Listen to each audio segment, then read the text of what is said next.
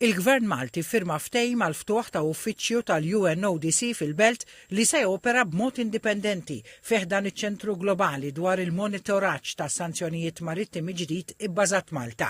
Il-ftehim ġie firmat fi Vienna bejn id-Deputat Prim Ministru u Ministru għall-Affarijiet Barranin u t-Turiżmu Ian Borch u d-Direttur Eżekuttiv tal-Uffiċċju tan-Nazzjonijiet Magħquda dwar id-droga u l-kriminalità, il-UNODC, Garda Valley. Id-Deputat Prim Ministru Borch qal li din l-inizjattiva unika taqqat flimkien it-teknoloġija, l-intelligenza u l-iżvilupp ta' għarfien u riżorsi. ċentru li ser ikun qiegħed jara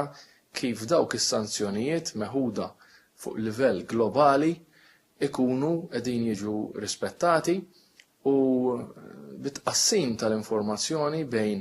il-parteċipanti ta' dan l-istess ċentru ikun hemm allura mhux biss rieda imma azzjoni konkreta ħalli ma jitħallewx evażjonijiet li jistgħu jirrendu tali sanzjonijiet ineffettivi.